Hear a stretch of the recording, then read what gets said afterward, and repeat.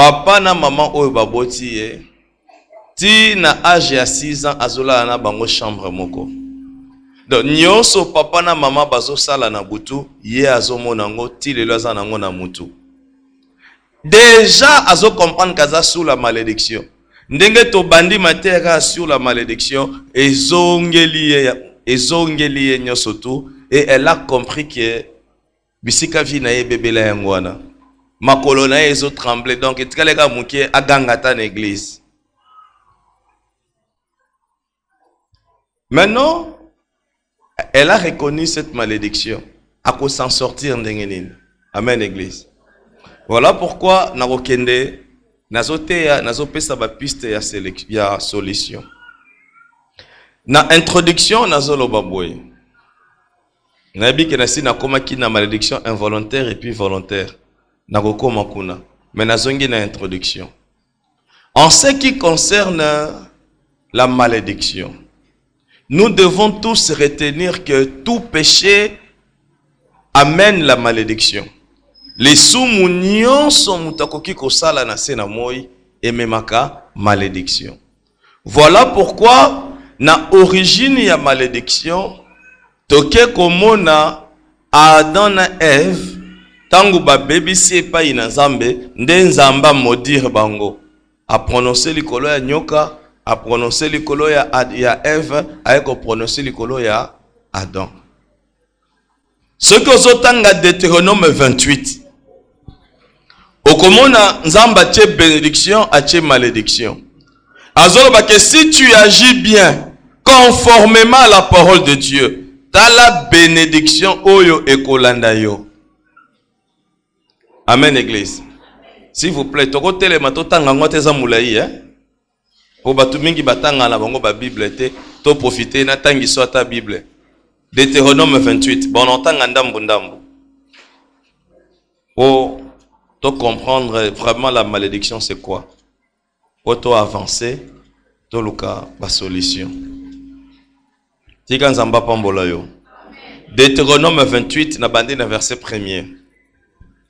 Si tu obéis à la voix de l'Éternel et ton Dieu, en observant et en mettant en pratique tous ces commandements que je te prescris aujourd'hui, l'Éternel ton Dieu te donnera la supériorité sur toutes les nations de la terre.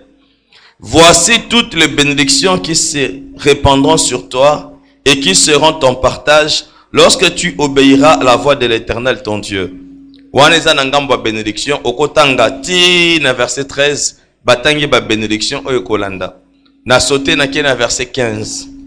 Mais si tu n'obéis point à la voix de l'Éternel ton Dieu, si tu n'observes pas et ne mets pas en pratique tous ces commandements et toutes ces lois que je te prescris aujourd'hui, voici toutes les malédictions qui viendront sur toi et qui seront ton partage. Tu seras maudit dans la ville et tu seras maudit dans les champs. Ta corbeille et ta huche seront maudites. Les fruits de tes entrailles, le fruit de ton sol, les portées de ton gros et de ton menu bétail, toutes ces choses seront maudites. Tu seras maudit à ton arrivée et tu seras maudit à ton départ. Merci. Oko continuer tina na suka kuna.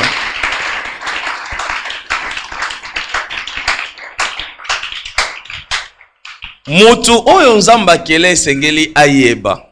Bible zoloba, je mets devant toi le bien et le mal. Je te conseille de suivre le bien pour l'année, pour que tu vives. Donc, liboso ya biso bato, Nzambe, nabo Nzambe na ye c'est un démocrate. Aza dictateur te.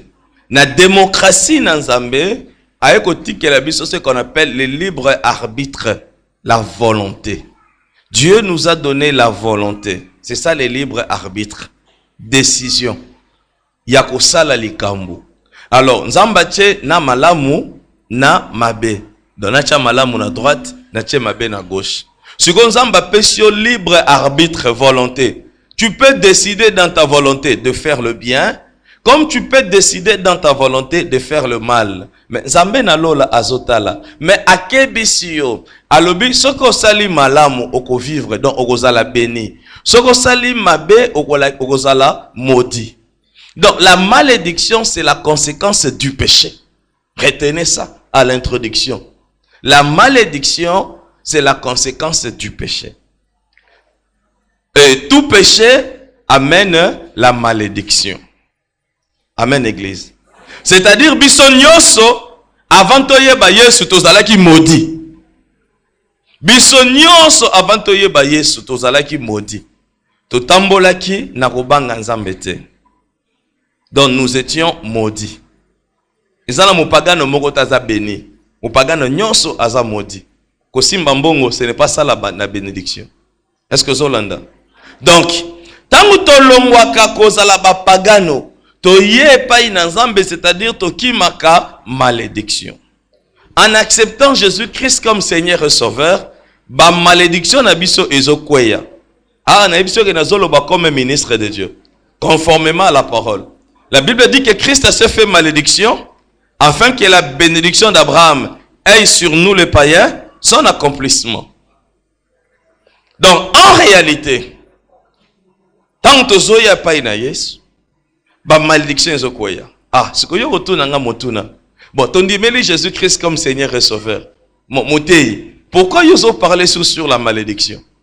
Parce que ceux qui na tei bona lobi ke ndenge toye pa ina Yesu, malédiction koyi. Donc, natika nanga kote ya malédiction. Pour tout ça déjà en Jésus-Christ. Parce que wana siko ba protestant, ba roloba si quelqu'un est en Christ, il est devenu une nouvelle créature. Les choses anciennes sont passées. Voici toutes choses sont devenues nouvelles. Tandis que biso dans la profondeur de la connaissance, il y a délivrance. Et le connaissance tindika biso tote ya la malédiction. Landa. Même ceux qui tozongi na le péché, tozongi na la loi. Na lo baloko la prophète, pe loko la enseignant. Bible zolo baboe. Mutakolia makila te, n'est-ce pas? Parce que via ya nyama ezara na makila na ye. Lévitique 17 10 11. Bon, Bible lo biso ki mutakoti zamba. Abomi ndeke na zamba. Azana besoin ali aye. Asala nini? Akata ndeke wana kingo. Asopa makila. Azo makila akunda. Simazo nyama alia. Merci.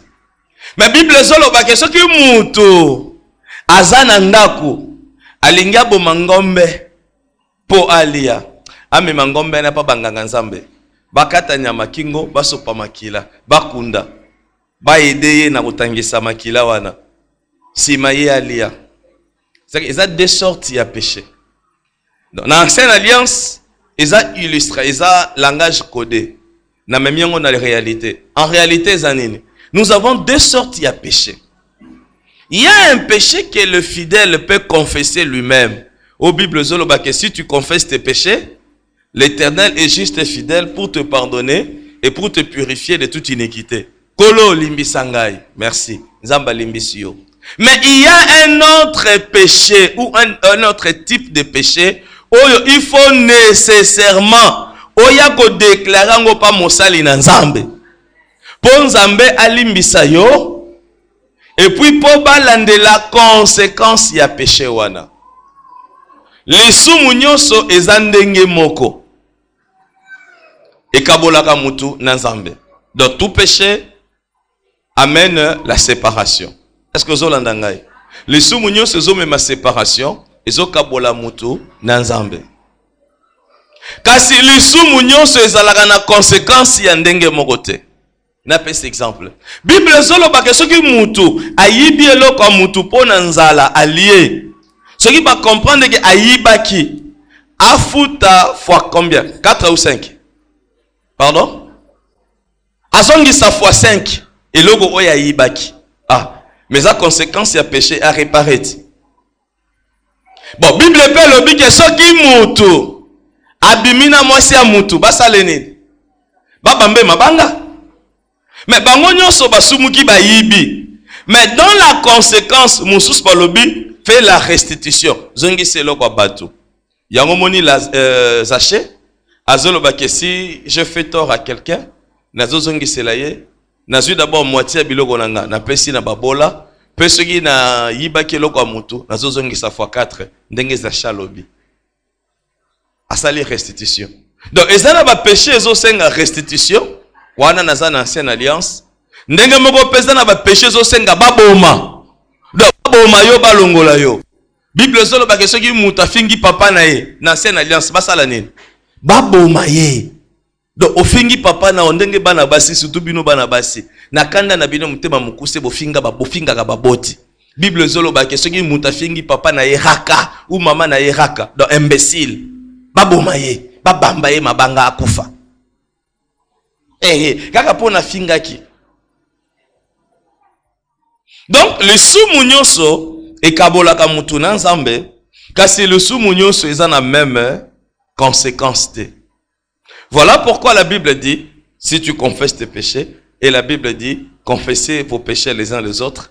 Et Jésus-Christ donne le pouvoir de pardonner les péchés, n'a pas ministre de Dieu. Recevez le Saint-Esprit. Celui pour qui vous pardonnerez les péchés, ces péchés lui seront pardonnés. C'est ça n'a pas sous ça la vie. Il faut ngangazamba vanda achalitoi. Ayoka, ayoka, ayoka, ayoka. Abanda ko diriger yo. Pona tina na ka oyo. Salabwe, salabwe, salabwe. C'est ma moussa l'enzamba déclaré. Nzambe yo kela emawa. Tes péchés te sont pardonnés. Ndeli sumu wane longwa. Soko salika na loyenge. Les sumu wana egolata yo vina yo mobimba. Malgré que tu es chrétien. Et ça par rapport, il y a dimension, il y a péché. Oyo mutu asali. Dieu peut te pardonner, mais conséquence, il y a péché wana et comme mayo vina yo mobimba. Voilà pourquoi, tant biso ba Christou na église boye na zote ya malédiction, zote yango na deux dimensions. Première dimension, batu nyonso baza awa babongola mitema te. Nyonso baza ba chrétien te. Il y a certains baza ba vrai chrétien, certains baza ba sympathisants. Bazo ya ba sepeli na Yesu na biso. Maintenant, nous avons limité maté. Tant que bazo kamate sur la malédiction, et que bango babongo la mitema. Première raison. Deuxième raison. Non, on peut s'attendre trois raisons. Deuxième raison, ezana ba chrétien oyo babongo li motema. Mais bazana nakati ya ko souffrir vie na bango ezo changer te. Ne place na zo telema wana. Nde sikoyo nakoluka koyeba ba conséquences. Pourquoi il n'y a pas la bénédiction, toye pas inazambe, tozo pambola mate. Ndesiko tozo lukatolanda. Est-ce que cure d'âme na yo ezalaki malamu? Tango bongola ki motema, est-ce que balandela ki makambuteli kambuteli kambuteli? Ce qui balandela ki te, nde chrétien siko zozonga na dialogue pastoral. Ah te papa, il est vrai na bongola motema mais na bosani. Tale loko na bosana. Boye boye boye. Abia ate. Wana komitungisa te ne te culpabilise pas. Nzamba sa limbisa. Ah non, mon iloko zo kangayo na vie, au bongate, izeloko. Tout ça la service. N'a pas ça bien exemple. Nous avons une maman ici. Assemble à chaque jour à yak église, tout ça, tout ça. À présenter un peu mon bali na ye. Mais un jour à côté linga na bureau. Oh papa, kobota nange telemi. Kobota nange telemi, on a besoin na bota. Oh, na vie no bota bana combien? Ote, nazana bana mi balé me bakoli. Na besoin sous emité. Soki ozana maka oyebi nzambe te. Malamoko sala service na kombo na Yesu yo démon stérilité. Mais yé moko azoya lobi papa ndenge na zolanda mateya na comprendre. Mobali oyo azana ye bana liboso wana botaki na mobali mosusu. Mobali oyo bazana ye azal era lingie baboti mwana moko. Azan bana misato. Aye ko découvrir que mobali azongeli mwasi na ya kala. Donc bakomi ko la basi mibale. Moya sala le contraire ezate. Bakabwana bavandi na bango. Nde mobali ayebisi ye boye. Bana na botana mwasi na nga liboso. Na mwana na boti na yo, je préfère que nazi to bota lisusu te. Mwasi pandimi. Bayokani balobi maloba ke na vie na biso to bota lisusu te. Plusieurs années plus tard, moi c'est qui pour ça robota. Kobote zo yate. Nabisi awa sikoyo komi likambo ya prière ya repentance, au sal offrande, to sengelo mawana nzambe. Est-ce que zolanda? Donc ngana banga kanzambe na baka mususu Donc na koti seka service à 2 jours na sengele mawana nzambe asali offrande na ye. 1 mois après papa naza na semi. Ndi nazolo babo moi naza sope na 2 ans. Mais tant que assemblée qui moto, molimo nyonso ya stérilité na moto, comment te yakite? Mais tant qu'il y a un dialogue pastoral, maté a éclairé. Ah, azopé sa témoignage à sœur Nanga Pierrette na lingare mingi bien que elle est déjà morte. Naza président et intercession na Kalembelem. Et ne sait rien papa vi nanga ezo bongate. Na bien. Yaka na base d'intercession, dialogue pastoral. Tangu na yoki ye, na comprendre que zo senga réparation. Na tindi ye, asala bolimbisi. Asali offrande na réparation ya $20. Na sambeli po na ye. Donc, babali yo baloba na lingala, moi. Donc, abali, donc c'est comme si, e badai kozela kaka, asala prière wana. Abali à boutique, vie stable, tout ça. Avec un accident, bon. À haute église, pas moutombo kalombo. Na mwana, Nicolas moto, pas accident, va coucher na mwana. Soki tozote ya malédiction, eza moko ya banzela tozolinga to mema ba chrétien, ya kobima na vie ya passe. Un chrétien ne peut pas demeurer toute sa vie dans la souffrance. Non. La souffrance est contraire à christianisme. Moutakoyi ozanga 1 jour, 2 jours, 1 mois, 3 mois. Mais à un certain moment, en tant que mériché, mais il faut vivre dans instabilité. Parce qu'il y a ce qu'on appelle les standards. Vimoko, oyonzamba bongisa pona ba Christ nyoso. Mais ce qui moutazana malédiction, a rozwangote. On a expliqué, 2e cas, pourquoi tozote ya malédiction. 3e cas, pourquoi tozote ya malédiction? Eza na ba chrétien oyo babongolaka motema, mais bazongela vie ya péché. Tangu yo ozongela vie ya péché, la Bible dit que tu as mis en oubli la purification de tes anciens péchés. Mabekutu ya kala oyo yambolaka wana. Malédiction en kala oyo kendaka ezongi. Il y a un verset, je crois, de Jacques qui dit, Jacques to Romain, bon, lukelangai, oyo ezolobake, ce qui mutu, ndenge 10 commandements ezalaka wana. Ce qui mutu atosi 9 commandements, abuki moko, tous les 9 commandements, ezo condamné. Yango c'était difficile, cause la juste par rapport à la loi de Moïse. Oui, verset. Bon, lukelangai, Jacques to Romain, voir makasi, hein. Tout à la Bible, il y a certains versets à passer. Donc,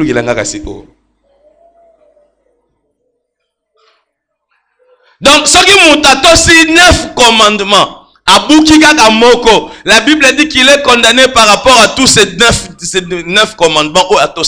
Yango peso condamné. Le vrai problème ba chrétien, ce qui va demeurer dans la malédiction, pour bazo koka kotambola te na kobanga nzambe. Donc mabe na bango ya kala oyo nzamba limbisaki. Bango moko ba mizongisi na kata ba malédiction wana. Po baza un pied dedans, un pied dehors. Nzoka pa na nzambe un pied dedans, un pied dehors ezalaka te. Bazongi oyo Bible zoloba un proverbe vrai.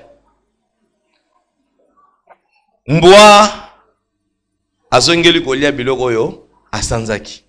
Ngulu oyo basukoli azongi na potopoto. Pardon? Nazokate. Jacques 3:10. Jacques 3:10 au dans le Bible Kamboya, ceux qui ont aussi 9 commandements au baby sigara moko. Tous les 9 commandements est condamné yo. Donc, c'est comme si tu n'as rien fait. C'est comme si tu as 9 commandements. Donc, tant que Nzamba zosa miso pour que de felo, Nzamba balobate que oh non, otosaki 9 commandements, bongo siko moko oyo lokola au BBC, les Camboutés na délibéré yo, au soit sauvé na repêchage. T, ils ont raté, selon la loi. Donc, nyonso kaka condamné yo, tu es un pécheur. Ah, je suis pécheur. Kaka po na finga qui est un pécheur. Et ko bobanga ki wana. Et tioli. Donc, devant Dieu, c'est comme si kuto otosaki no ekobote. Ah, je suis pécheur. Kaka po na melagi masanga. Kaka po na melagi cigarette. Donc, la Bible te considère un pécheur. Ne difficulté sur quoi ba chrétien bazanango. Bazoko ka kotambola na kobanga nzambe te. Ne ba malédiction oyo ya vie na bango, ils ont continué ko demeurer. Moi ba chrétien ba pambola mezate. La crainte de Dieu. Natanga non proverbe oyo bongo sima. Nazonga la malédiction volontaire et involontaire. De Pierre. Mbwa zongeli oyo asanzaki. Verset ngo ezoloba que la truie, babengi cochon, la truie, l'avait s'est embourbé dans la boue. Le chien a zongeli biloko oyo asanzaki. De Pierre chapitre 2. Verset 22e. Ah. Il leur est arrivé ce que dit un proverbe vrai. Le chien est retourné à ce qu'il avait vomi et la truie l'avait se vautré dans le bourbier. Voilà.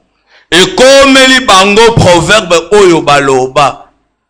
Mbwa azongi na oyo asanzaki. Tope Ngulu oyo basukolaki, il s'est vautré dans le bourbier. Donc, a mis côté sur le sous na kati na poto poto. C'est ça le chrétien. Sigoyo, osukoli ngulu, a commis propreté. Amen.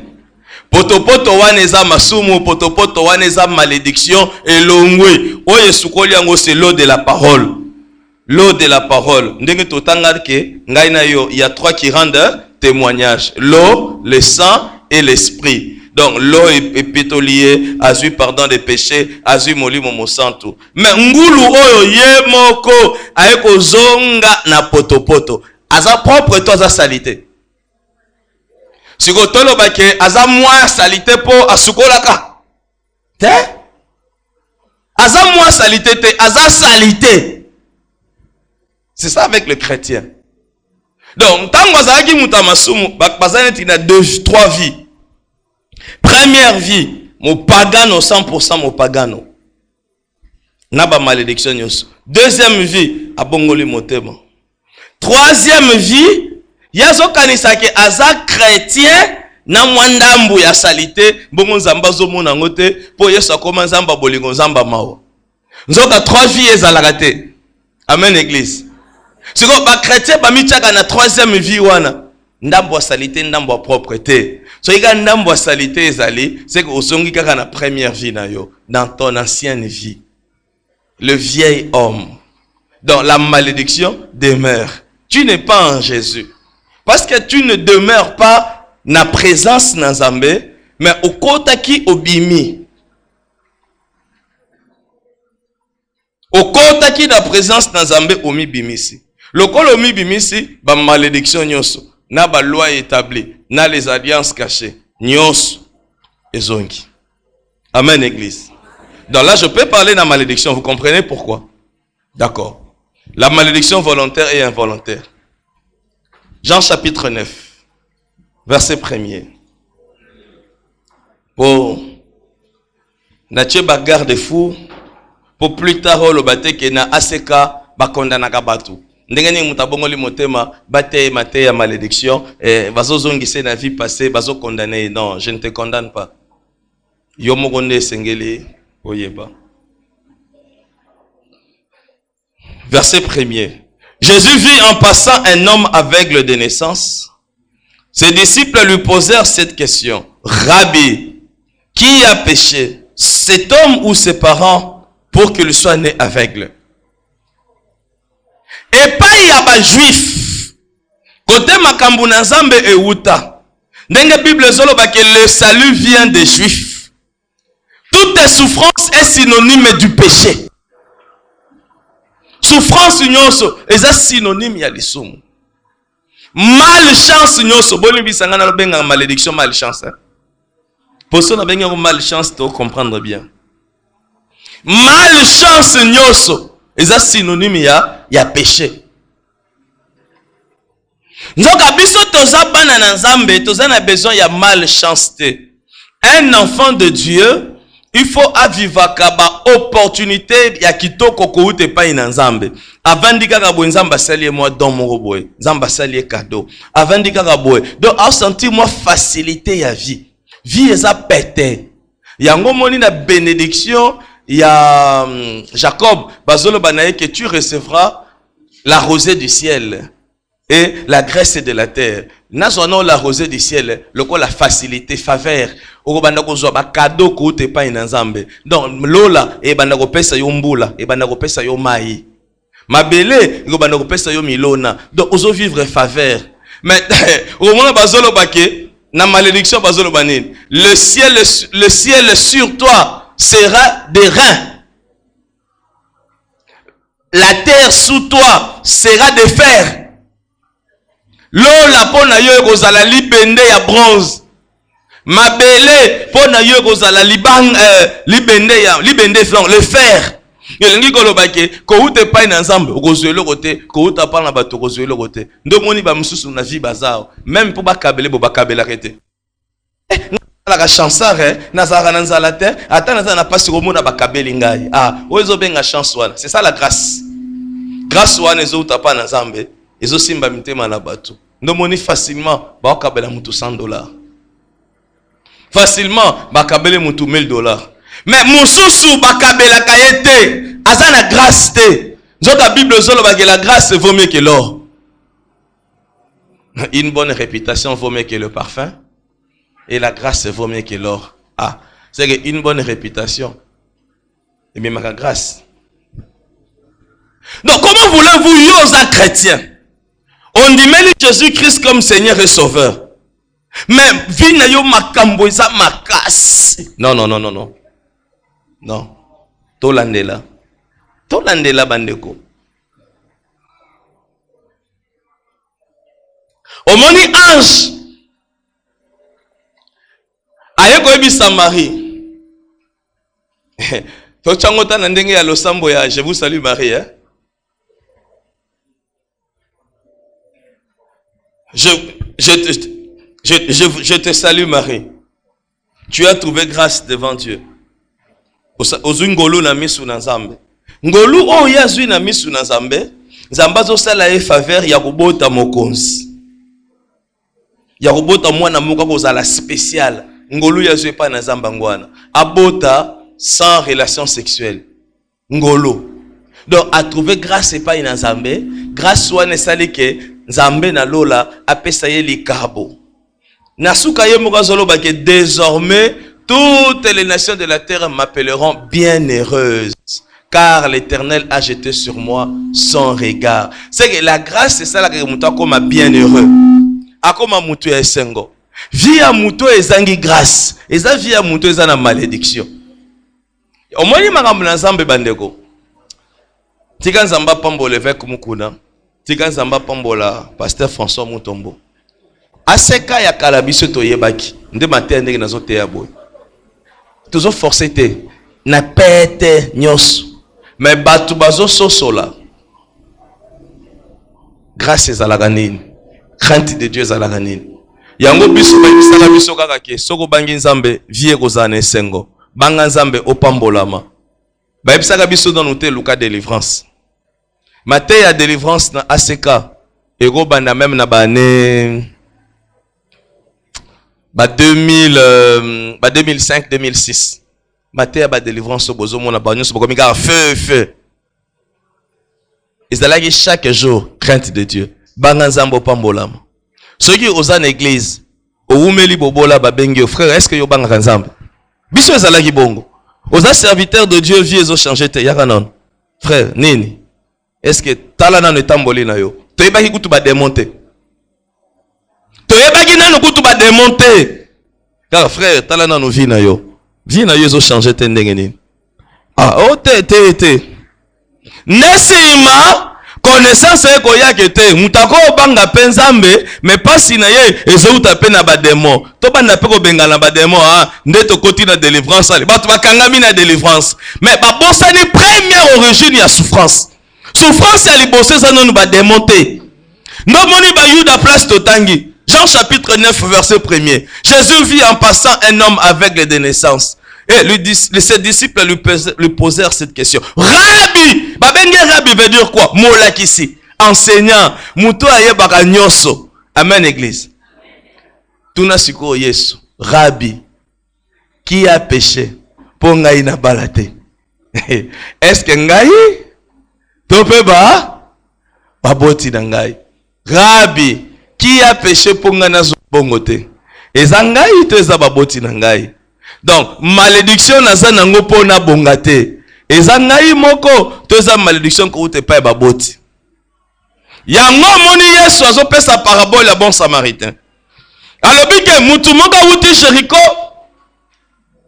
auti Jérusalem azo kende Jéricho.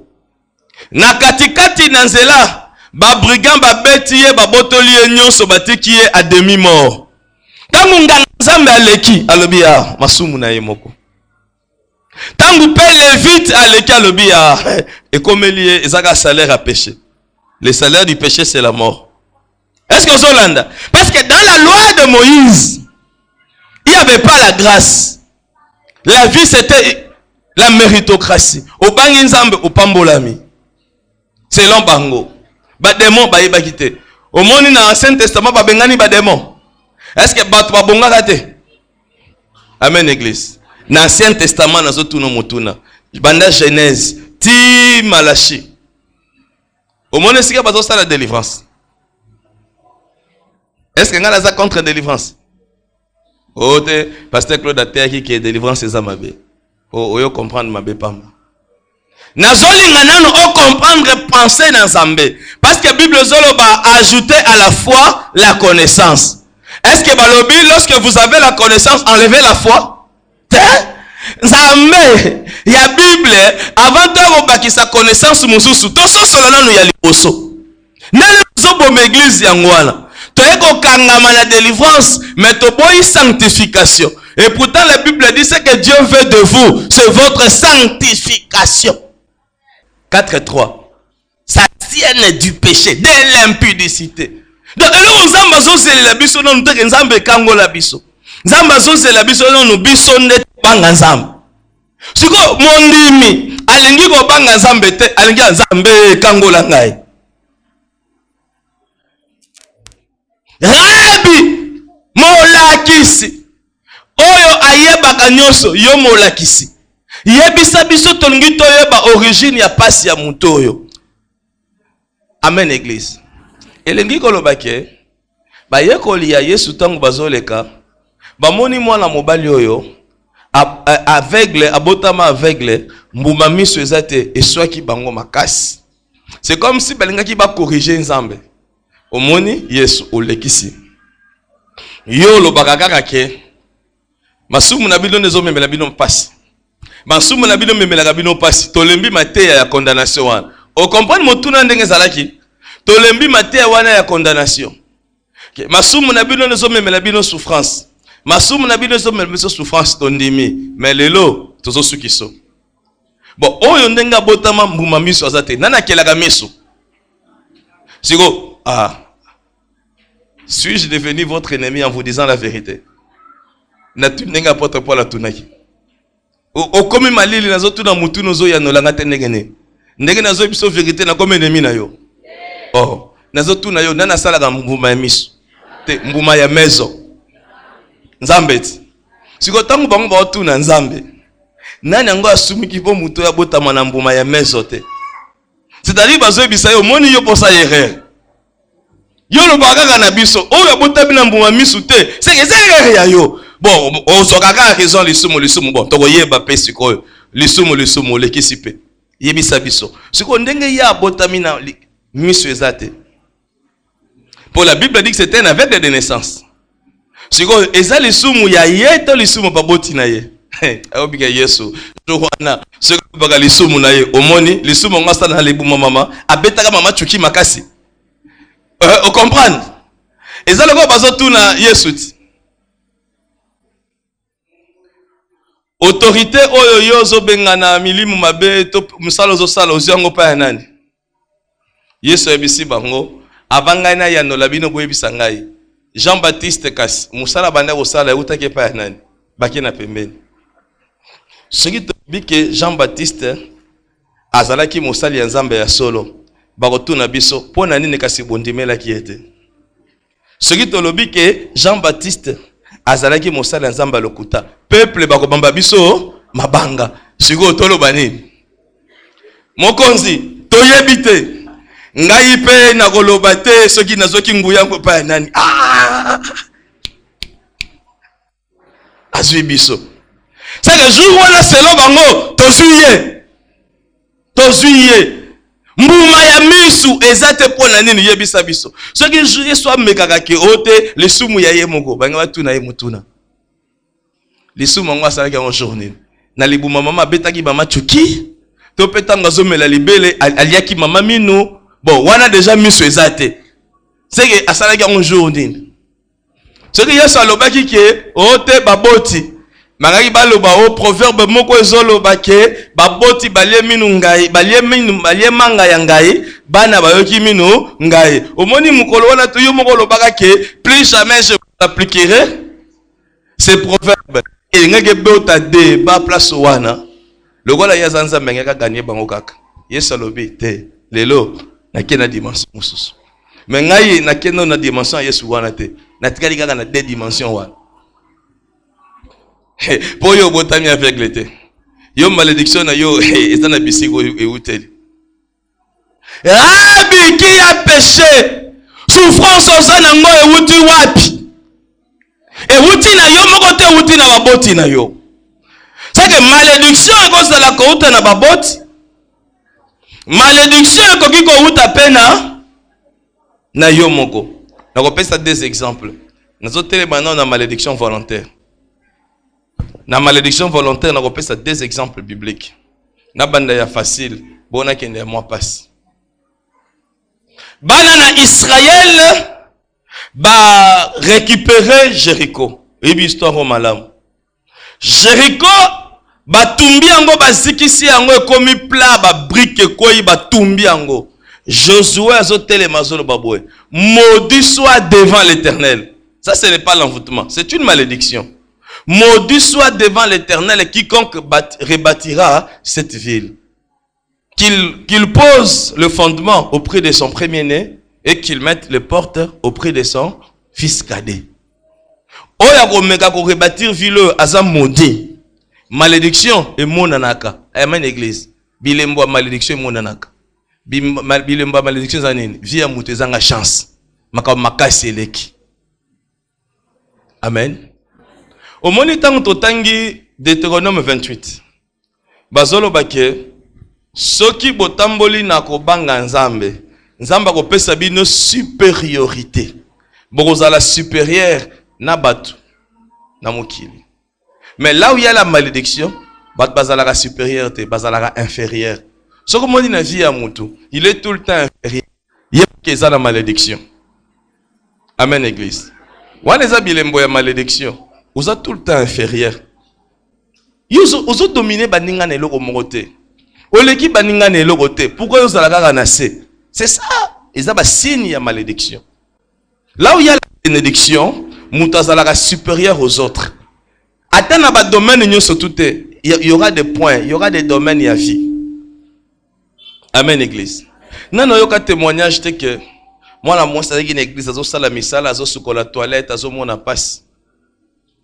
Mobali moko tu poto ya balié. Salama na ba église belé, salama na via bato belé. Bilembo ya bénédiction ngwana chance. Mutazana iloko moko te mais du néant pa via muté bongi. Viens échanger boy oui, aza béni. Bénédiction de muté botaka change richesse. Yango botaka changement ya vie. Yango bande ko na biso ba branamiste ba comprena. bango pesa mbote bonjour te. Mbote na bango za ndeni. Que Dieu te bénisse. Que Ntika nzamba pambola yo. Wa bango mbote koma bongo. Ba koma ko luka bénédiction. Muto comprendre c'est quoi la bénédiction. Ako vandaka boy pasteur na sombeli yo chaussure. Atalika mondibi moko na église boy mama na pembeni. Zwambongo sala mbongo. Azoluka nini? Azoluka bénédiction. Mais oya comprendre ngote aruza maboko makasi aruza la compliqué. Bilembo ya malédiction et monanaka. L'infériorité. Causa toujours mukila. Bilembo ya bénédiction zali vous serrez la tête et non la queue. Bilembo ya malédiction zali vous serrez la queue et non la tête. Ce que moi na vu uzakaka la mukila, la queue zo za la bienté. Na chango na linga. Mukila. Mukila pesa lingala Kinshasa. Nana bi la queue na lingala ya Makanza. Mukondo. Ozala mukondo. Mukila. Yango moni Josué tango a maudit. Alobite nacha bilembo ozala palpable. Ce qui na tiki kaka bongo ba comprendre te que ça malédiction. Alobi bilembo malédiction au monde na akobanda ko kufela bana. Yo bana ukufela ka bana pona nini? Tango zo banda kaka ko rebati mwana na libosa kufa. Amen église. Siko mwana oyo akufi asali nini? Afinga ki batu azokufela nini?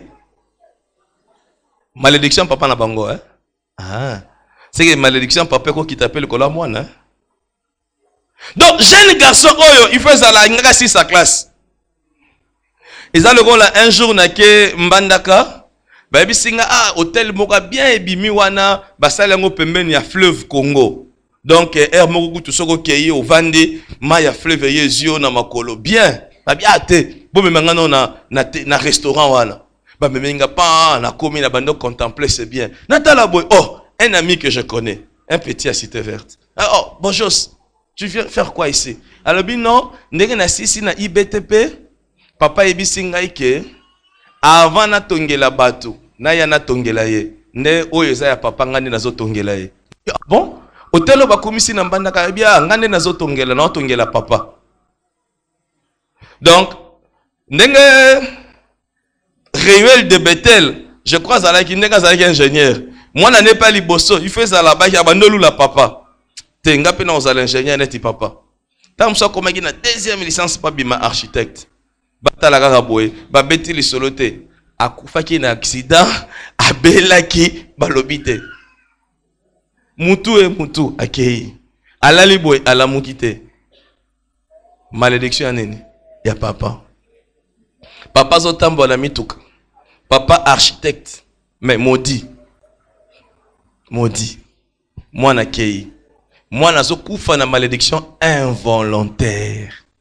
Na lisumu oya salité.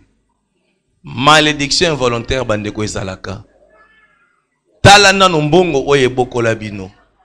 Papa na bino bandeko sala wapi. Landela nano comportement ya mama na bino. Malédiction involontaire ezalaka. Landa nano koko na bino. Kita nano na lignée. Est-ce qu'il n'a pas été maudit? Papa zalaki maudite. Landela. Mon Christ za mutasala makambo likolo te. Mon Christ za mutalandelaka. Mwana libosa kufi basali matanga esile. Na ebite atonga ki Jéricho après combien d'années? Succès ye kaka ingénieur. Mukolo bazo silisa bazo linga bakata riban. Atiki kuna yaka nano onini balanda mwana suka kufi. Mwana suka feza la hotel ko certificat. Fais des années que je n'ai pas certificat. Azo kufela nini. Awa tozolanda nini. Origine ya souffrance. Origine ya déception. Ya blocage na freinage tozanango. Ne tozoluka ba piste. Josué a maudit. Bataille mingi bataille kango lokola ba loi établi. Bon, mais wana zana no loi établi te ba beza malédiction. Pour ba lois établies et utaka na ba alliance et utaka na ba démon o ezana ba koko basalela na famille. Amen église. Ngasi ko lokwa mola kisito chelo ko neloko na nesika nango. Les lois établies utaka na ba alliance cachée utaka na ba démon o ba koko basalelaka. ne botaka les lois établies. Mais oyo ezana nous malédiction. Maudit soit devant l'Éternel. Exemple à l'ebosso te comprendre. Tu as un exemple à mi balé. David. David bandeko boga. Bible komisa beauté na ye. Babi suki talaki kitoko pe misu il avait des yeux blancs. Au monika mwana mobali bo sepeli na ye. Donc basi nyoso bazo craquer. Yango tindiki pe David azala na basi ebele. Sikoyo atondi basi azana bango te. Mokonzi ya mboka azana mbongo ebele. Soldat na ye ake guerre David atiki na mboka. Amati na balcon zota la mboka mama moko pe na ebite iri pas la mbongo. Pourquoi tchaki douche ezaki kikoso? Ba kikoso pezo luki la bato ba problème. Kikoso. Longola kikoso. Oui kikoso. Ba tcheka ka denzete, ba tche moi rideau moko boye. Ba tcheka ka libanga bat ba sukolaka. Sikoyo frère frère azala koto. Frère asa yeba ke kikoso wana ese pasuka moi rideau boye. C'est autant grande sœur à qui sukola. Azo zimele frère. Ou donc ils ont le galère à malédiction ba kikoso. Kikoso. Azo zimele na maman azo sukola.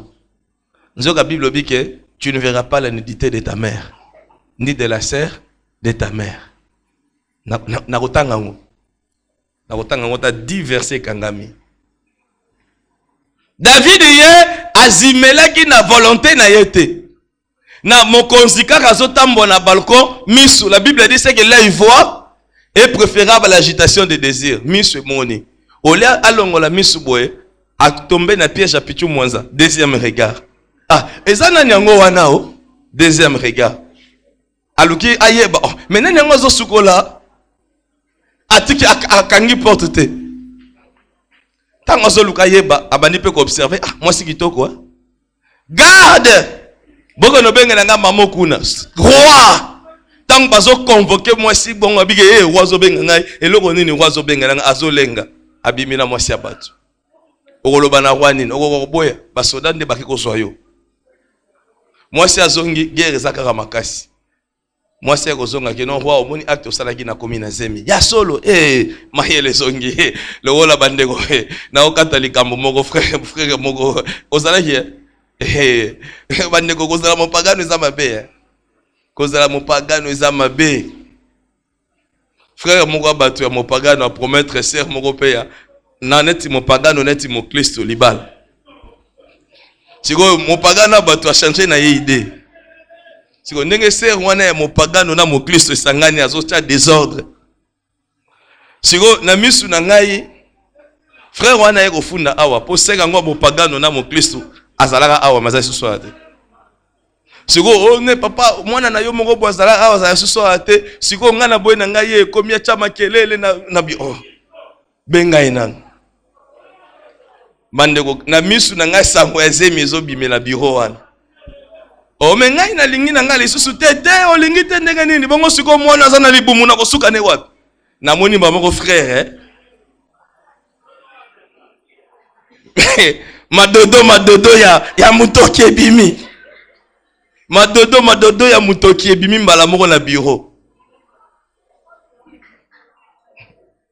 Nete bimaka pe David Joron. Osana semi. Mbala moko la loi nyuso sali nini. Ezongi ba verset biblique nyuso batangaka na église que ceux qui obimi na mwasi bat bakobambo mabanga. Ba verset biblique nyuso ezongeli David na mutu na rosala nini mwasi abatu. Ata na za roi na Israël bakipaka roi te. Bakobambanga mabanga na kokufa. Siko bakangi papa na bino o ayibi mbongo. Lokuta tope solo mais azana mwasi azana bana. Mu Congo mupimbe yebike aza moyibi. Obike biloko bongo ekomelo te. Donc David na minute wana ba verset biblique nyonso tu eye. Satan asungi. Alobi ate. Na benga mobali na ye bavanda na mwasi ebimanati keze meza ya mobali. Allez, atindi lettre na franc babengi iri. Aye na ndako. Ah, noki sango ke yokuno zo bunda bien. Félicitations. Au côté bachaki yo ba ennemi penza bazo sila. Yango wana nga lokola roi na pesi yo congé. Mikolo yo pe manana. Iri alobi nga soda ya piko. Oyo tshela ka motema. Baninga baza na front, nga na la ndako te, nga na ndako te. Jamais nga na ndako te. Ka ndenge na yebo ekutu ndako na okoma te. Nazola la kaka na ndako na yo aho. Tongo nazongi front. Bolingwa mboka eleki. David abi asolo lobite. David habite. Na Melise masanga. Tango kolangwa. Ahobosa na maele kosila. A Melise masanga. Alobi zonga na okende kolala. Nga soda piko. Ata na langwe na kotika la soda. Soda tika la kaka soda. Aye alali na ba sentinelle. Tongo David abima. Ya kenda kite. Ote. Alobaki ye ata langwe kotika la soda. Ngaye. Ata langwe akotika la soda. Bon, ça va. Etaliye. Satan asungie lisusu. Lokola.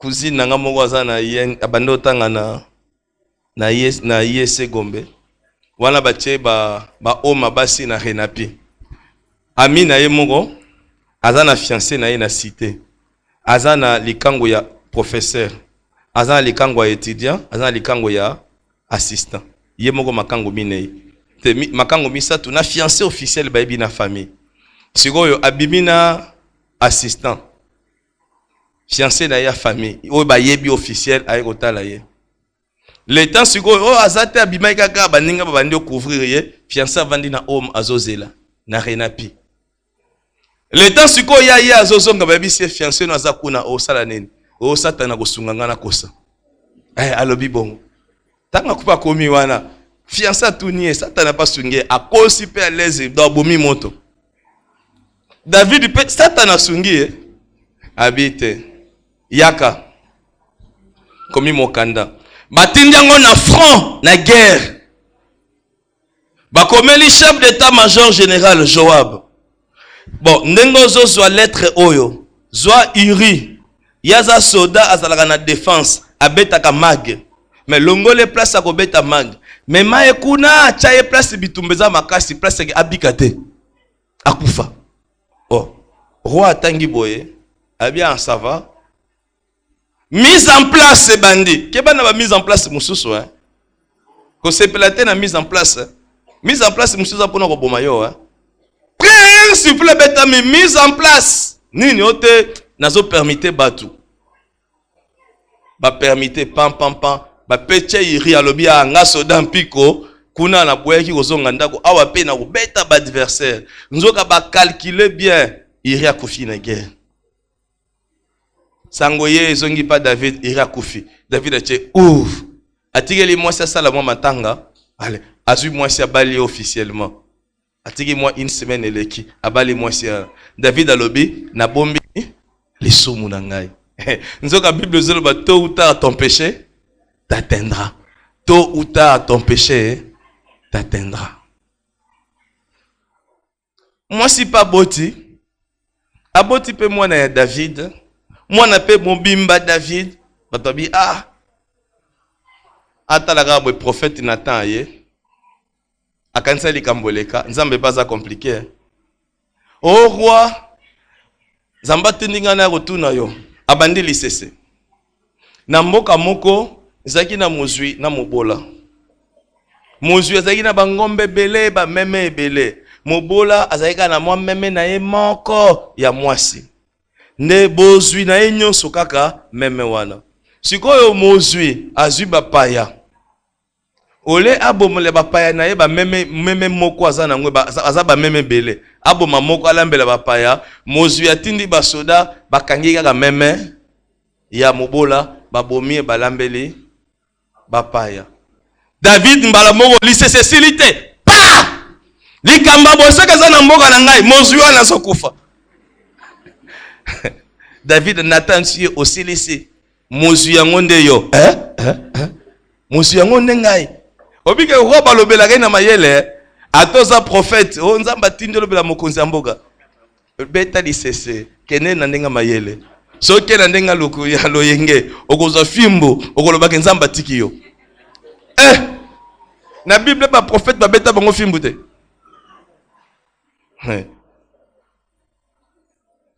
Mosu yango nde yo. Ozana basebele. Place na lokela nzambe mawa. Je parle la manière des hommes. Nzambe penza lele. David. Na pesa yo basebele. Soki otonda ki basi wana te. Il fallait ko senga ngana bakiselo ata jomi.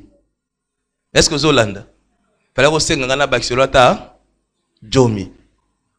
Kaka mwasi ya mutu kaka moko obotoli obomi pe mobali kaka pona mwasi wana mbala mo malédiction na yango yo zoki mwasi yango yako batama oya yo basi bakozwa bango polele na miso bato nyonso moi ikute ko mona ndenge bazozwa basi na yo tanga place ndenge nzamba lobi ye moi kutu eko mona ndenge bazozwa basi na yo mutu pa osala ngo kaka mwana na yo na bana na yo kaka nde na kobimisela yo ennemi ya makasi. Malédiction côté na famille ya David à cause ya acte David asali. Mwana na ye ya liboso Amnon papa lula kiti moli mo pe bilulela ekoti Amnon amoni petite sœur na Tamar et au mwasi kitoko nzambe nda sala eto babota eto abima ndenge nini. Amnon aluli mwana leki na ye. Malédiction. Abandi ko luka stratégie ko zo mwana leki na ye azoy bata ko bana ndenge nini. Abandi ko konda. Yoka na niveau ko lula. Niveau ko lula ti abanda ko konda. Est-ce que vous comprenez niveau ko lula wana? Akondi bazolie saye biloko nyoso azana biloko nyoso azana bozui azokonda kaka. Sikoyo cousin na ye mwana ya grand frère à David, mwana ya Shama. Mwana grand frère à David. Ayota la master na ye. Oh, master. You bwini. Oh, uzo kionda yo mwana ya roi mobimba. Uzo konda uzo beba nini? Mon cher tika. Souci. Nalula yi mwana mwasi moko boy. Nini ote naluli petite sœur nanga Tamar. Bon yo zelanga na sunga yo apese conseil ya mabe eluka pasi ya mwana zelanga na peso stratégie monika ndongo kondi boye papa pa yebi kozo konda kosaka kozo bela papa on demande nzo okonda sikoto papa kwa kotala yo kozo bela yebisa papa ngina lia mwa gâteau basala na miel te gâteau ya mbika tinda Tamara osela nga gâteau sikoto ngo osela gâteau kangai na makasi di ya solo allez, il n'y a pas de drap. Affiniki. Voilà nini. Malédiction. Les effets ya. Affiniki drap. Bandi kolenga. Nini mwana liboso. Héritier ya trône. Sangwe commis par roi Mbango, roi Tiki Musala. Mon fils prince nini. Ote. Papa talaka nene na zaya kokonda. Mwana minezo ningana. Nini fièvre. Nini ba elo kisi. Ote. Fièvre touro na moni eza différent na ba fièvre mususu. Fièvre yo na liaka ka gâteau mais gâteau kaka Tamar nde asalela ngai papa kutuli kanisi ezate abosa na malédiction abosa naka proverbe mongolo baka ezaka na lingala te na chuluba na yebite ke mukolo baliaka ligoro do za mukolo makwanze bimaka te ezaka na langi nini yo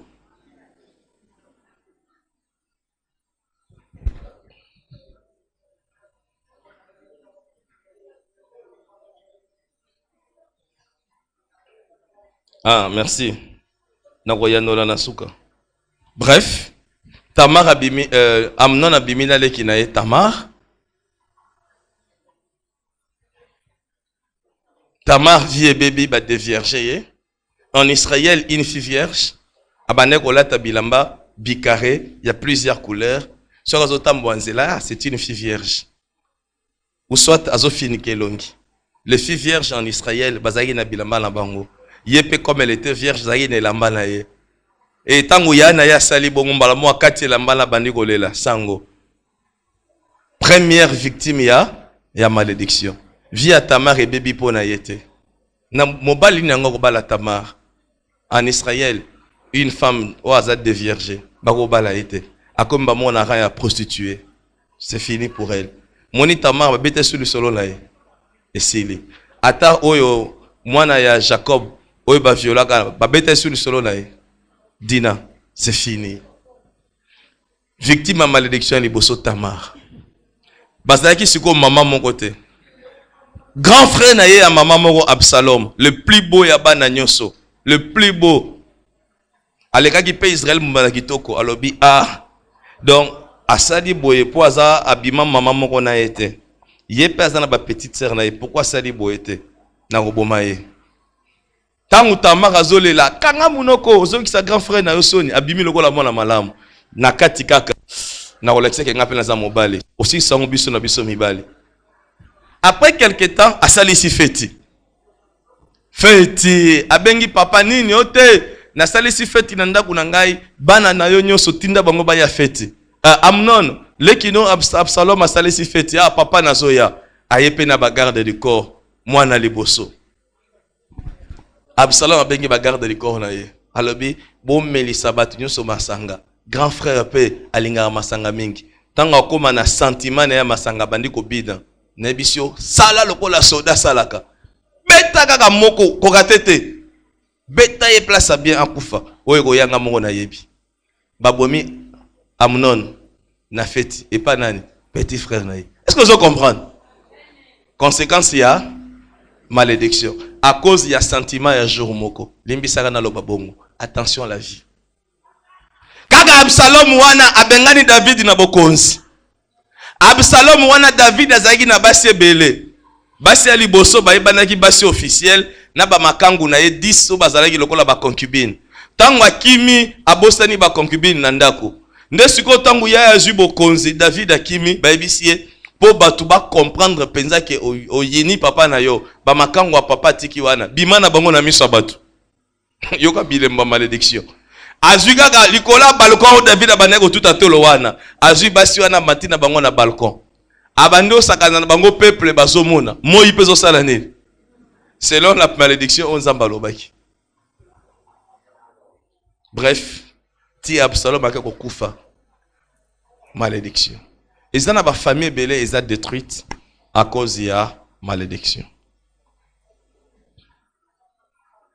Malédiction involontaire. Est-ce que vous êtes victime de malédiction involontaire?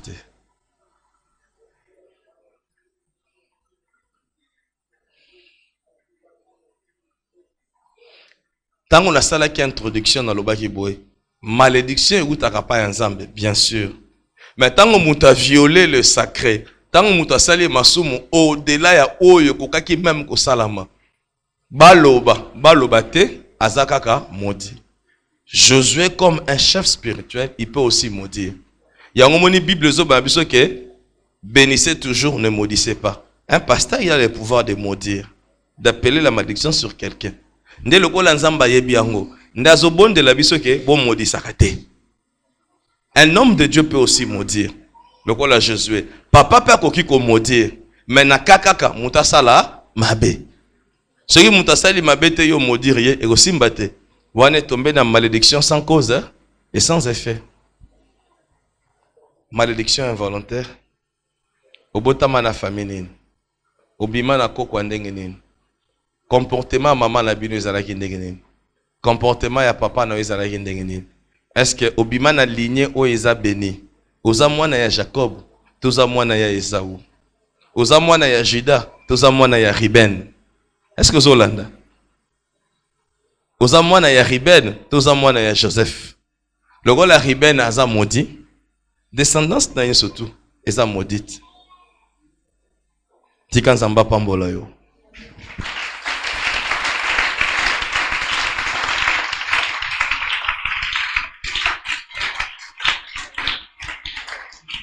Toke à genoux.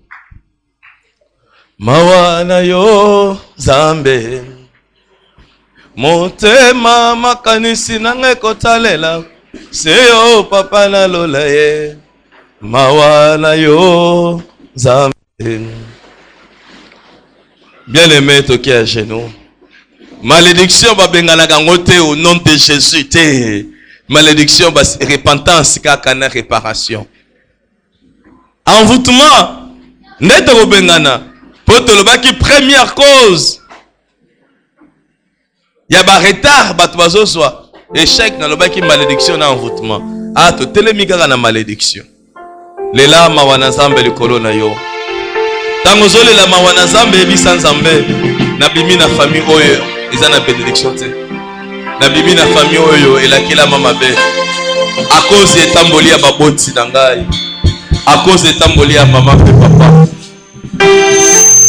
Oya biso mama bandai koyana ba makangu na ye kaka na miso na biso. Nazo solo na frère moko na âge ya 6 ans a déplacé na maman baké voyage baké neti bazando lokola lufu. Batiki papa na ndako. Na tango bakomi kuna mama na bango tricher azui likangu. Na likangu de kaka na mbetu moko na frère alalaki frère oya 6 ans. Alakeli mwana mabe. Lela mawa na Nzambe likola bomo na yo. Tosambeli na kombo na Yesu Kristo. Moko na moko na Nzambe na ye.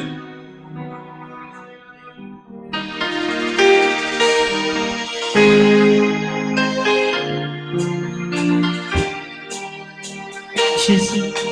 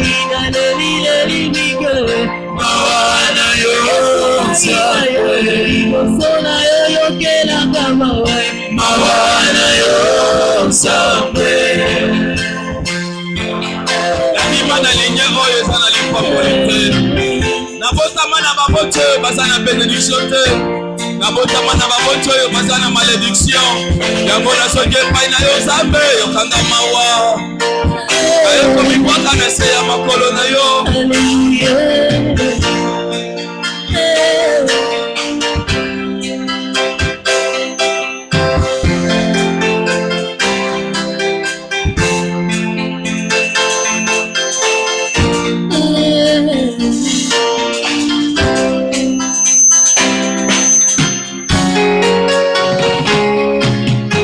Otana mosindo ya losambo.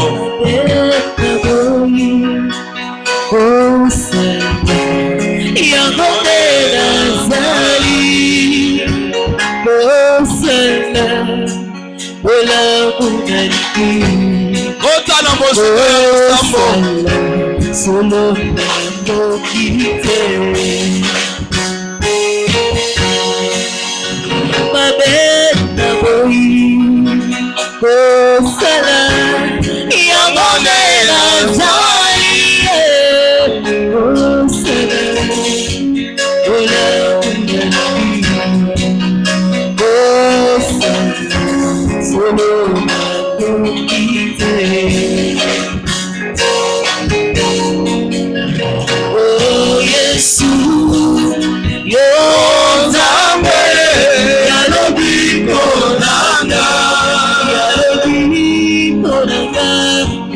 Sengina yo, oh Nzambe, yakayo sunganga.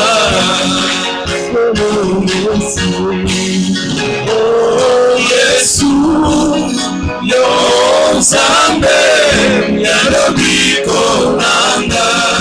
Yalobiko nangai, sengina yo, oh Nzambe.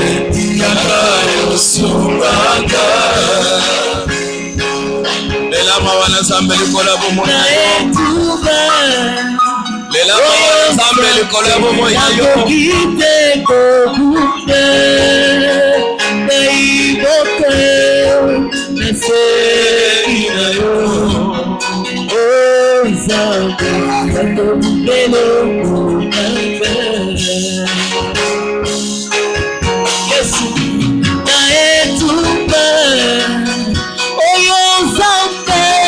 Kite kokunda naiboko yakona sengi na yo sengi na yo yakobelo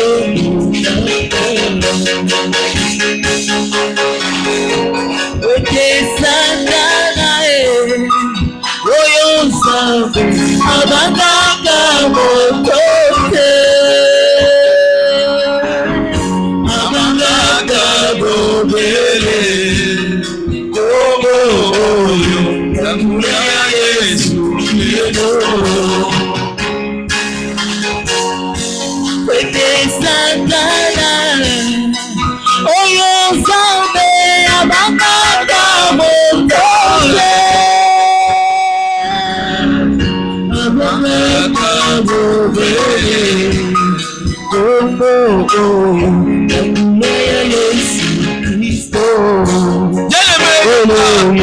Kita monté, pardon.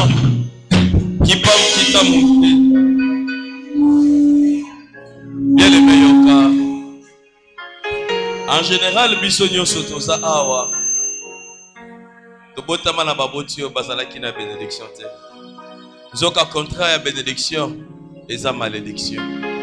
Talaka ka bilembo ya pasi yo bazala ki nango. Mama moko azobisa ngai.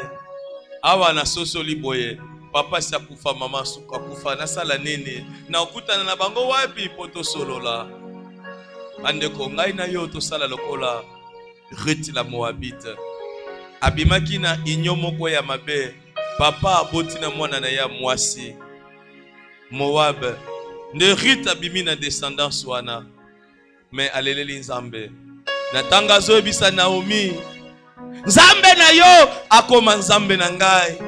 Rita longo na lignée ya ba Moabite akomi mwana na Israël. Esika bakokunda yo bakunda pe ngai. Bien aimé na lengo sambelo bisa Nzambe. na sena mawana yo na sosoli ke ba retard na zanango na vie ba souffrance na zanango ezouta na malédiction involontaire mbe na ye pai na yo Nzambe longolanga na ligne oyo ya malédiction longolanga penza na ligne ya bato babongaka te longolanga na ligne ya bisoto la ligne ya malédiction banda ko sambela banda ko lelela Nzambe Nzamba bolingo Nzamba mawa akoza musala monena salane koloso alongola yo na ligne wana ndenga alongola Ruth la Moabite alongolie na Moab amemie na Bethlehem abali Boaz pe na descendance na ye Yesu Masia ekobotama lelela Nzambe na sena bolingo pe mawana ye alongola yo na descendance oyo Nzamba pambolo zo sambela bien deka Nzamba yo kalo sambono zo kota na mozindo yele me sambela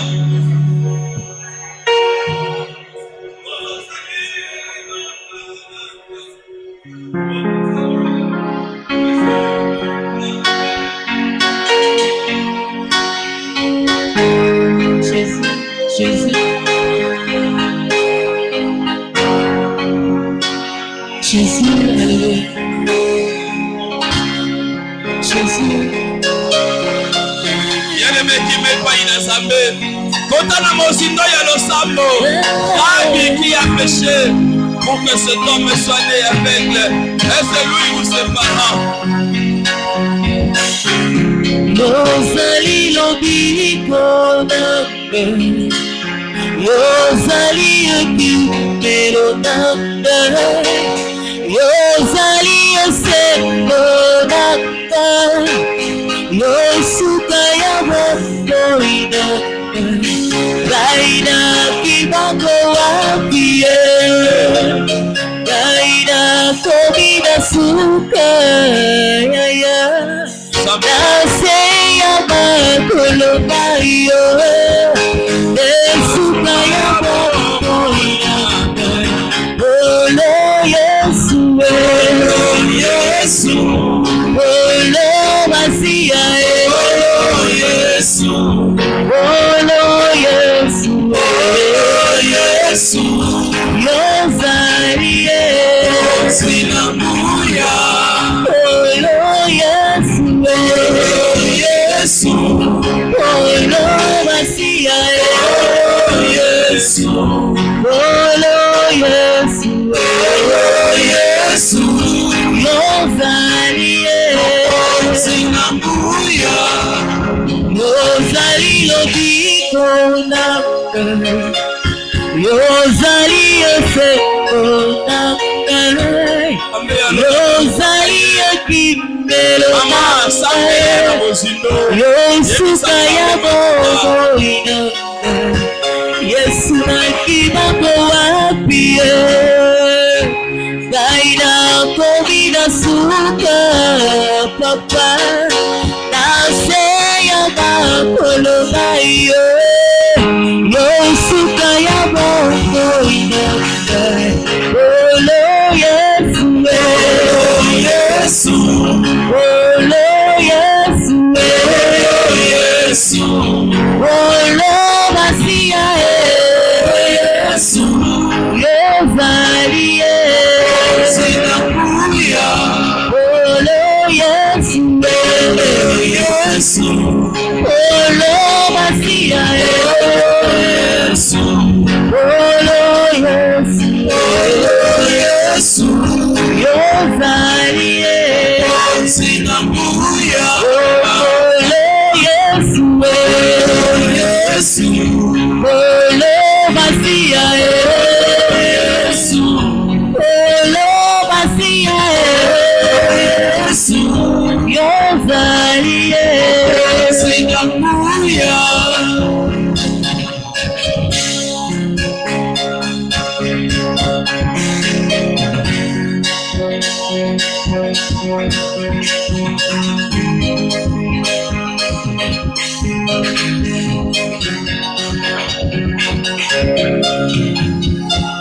Namaka mwelikinga maele Melela Nzambe na bomo Yesu Christ malopaka yo mama sambela bien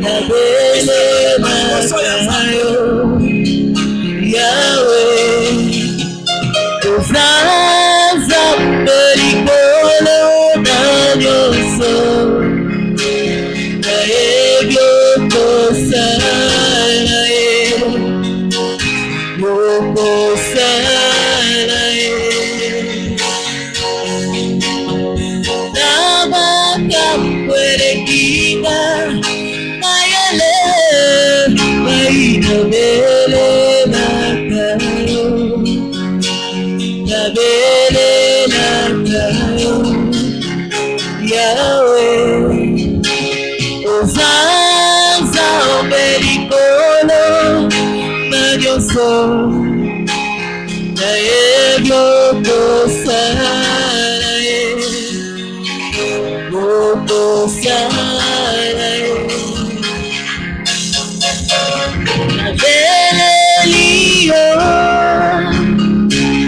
nabeleli yo nayebi okosala ye okosala lelo nabeleli yo yesu nafukameli yo nayebi okoyoka ye yokoyoka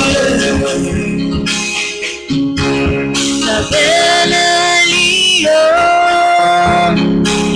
nabeleli yo nayebi okosala ye yokosala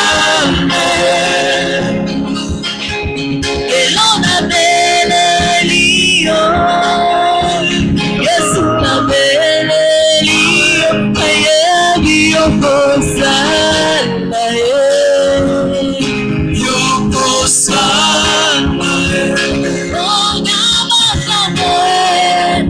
namakambo elekinga mayele nabelelaka yo nabelelaka yo yawe ozaza obelikolo na nyonso nayebi okosala ye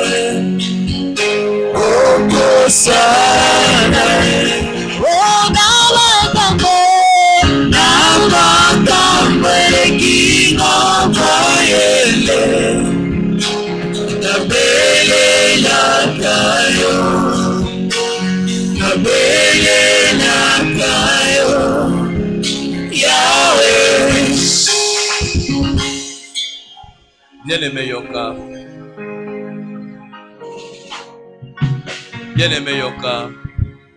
David asali na ye mabe. Ebebisi vi ya Tamar. Ebomisi Amnon. Ebomisi Absalom. Ekotisi mabe. Mais est-ce que bana nyoso ya David nde bamona pasi ya bongo? Ekoma na Salomo. Abotama bazobenga ye Jedija, bien-aimé de l'Éternel. Salomon pas né sous la malédiction. Est-ce que ce qui malédiction est dans la famille fait soit batu nyonso? Yokoko sala Salomon te, okoko sala bien-aimé de l'Éternel te. Zonge pa inazambe. N'habite ceux qui n'a kosimbo offrande. Tous ceux qui n'a kobi sanzambe kaka cause œuvre ya croix. Salanga grâce na salata lokola Salomon. Malédiction. Malédiction. Malédiction. Malédiction. Malédiction. Malédiction. Malédiction. Malédiction. Malédiction.